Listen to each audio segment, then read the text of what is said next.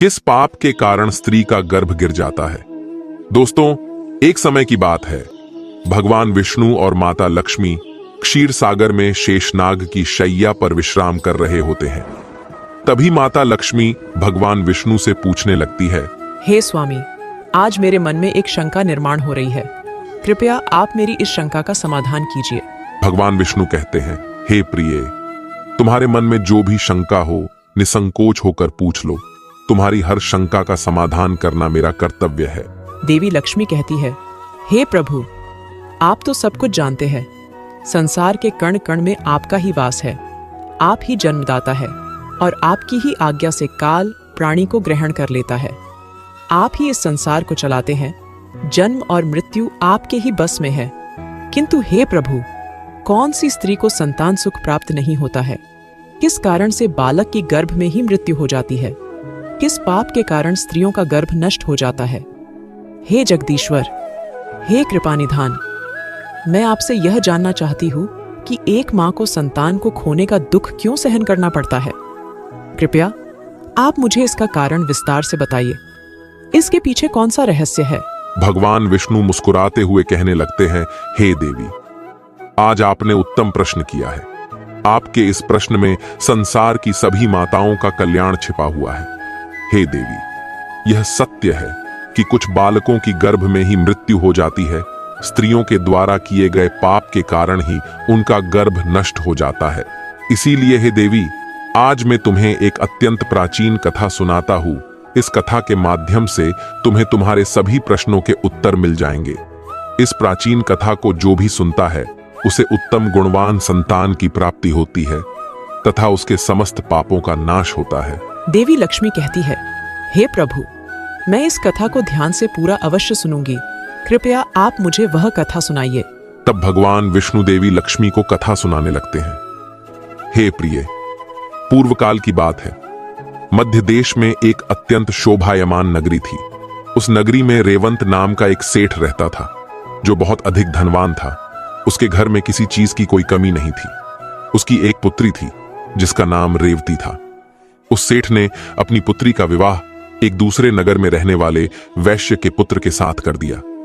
रेवती अपनी पति के साथ रहने के लिए ससुराल में चली गई। ससुराल में जाने के बाद उसके ससुराल वाले रेवती के साथ बहुत प्रेम और सम्मान के साथ आचरण करने लगे। रेवती अपने ससुराल में बहुत प्रसन्न थी। रेवती की सास का नाम सुनंदा था, जो स्वभाव से अत्यंत क्रूर और दुष्ट स्वभाव की थी। रेवती दहेज में बहुत सारा धन लाई थी। इस कारण से सुनंदा रेवती का झूठ मूठ का सम्मान करती थी, उसे मीठी मीठी बातें करती थी और अपने मायके से कुछ न कुछ लाने को कहा करती थी। रेवती अपनी सास की बात मानकर अपने पिता से कहकर वह घोड़े, गायें, बैल, अनाज, वस्त्र आदि चीजें मंगवाया करती थी और उसके पिता भी सब कुछ खुशी खुशी उसे दे भी दिया करते थे। रेवती की सास का लालच बढ़ता ही जा रहा था। वह रेवती के मायके का सब कुछ हड़पना चाहती थी, लेकिन भोली भाली रेवती इस बात से अनजान थी। वह उसकी सास की मीठी मीठी बातों से जल्दी ही प्रसन्न हो जाती और उसकी हर बात को मान लिया करती थी। रेवती का पति संजय स्वभाव से भोला भाला था और अपनी मां की हर आज्ञा का पालन करता था। उसकी माता ने बचपन से ही अपने पुत्र संजय को पूरी तरह से वश में किया हुआ था। इसीलिए संजय कभी अपनी मां की आज्ञा का उल्लंघन नहीं करता था। रेवती को उसके ससुराल में सभी का बहुत प्रेम मिलने लगता था, जिससे रेवती बहुत ही खुश रहने लगी थी। उसके पिता भी रेवती को खुश देखकर बहुत प्रसन्न थे और वे अपनी बेटी को प्रसन्न देखने के लिए हर वस्तु का त्याग करने के लिए तैयार थे। इस प्रकार से अनेक माह बीतने के बाद रेवती गर्भवती हो गई। जब यह बात उसकी सास को पता चली तो वह बहुत ही खुश हो गई। उसने तुरंत ही रेवती के माता पिता को इस बात की सूचना दी और साथ ही बड़ी बड़ी वस्तुओं की मांग की।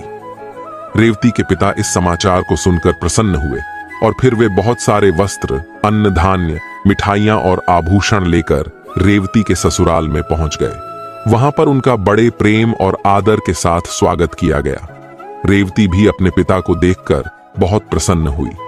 फिर कुछ समय रुककर रेवती के पिता उसी दिन अपने घर लौट गए। अनेक दिनों तक रेवती का गर्भ बढ़ता गया और रेवती की सास भी उसका बहुत अच्छी तरह से ख्याल रखने लगी। लेकिन कुछ ही दिनों के बाद ऐसी दुर्घटना घटी जिससे रेवती का जीवन दुखों से भर गया। उसके हंसते खेलते जीवन में अचानक से अंधकार छा गया। एक दिन अचानक ही रेवती का गर्भ गिर गया, जिससे रेवती की सास बहुत क्रोधित हो गई और फिर रेवती को ताने मारने लगी। अरे पापिनी, सच सच बता, तूने कौन सा पाप किया है? कुल का नाश करने वाली कलंकिनी, तूने अपने ही बच्चे को खा लिया। जन्म देने से पहले ही उस बच्चे को मार डाला। मेरे तो कुल का विनाश ही कर डाला तूने। अरे दुष्टा, तू तो हमारे घर को बर्बाद करने के लिए ही आई है। तुझे देखते ही मुझे समझ में आ गया था कि तू हमारे कुल को नष्ट कर डालेगी।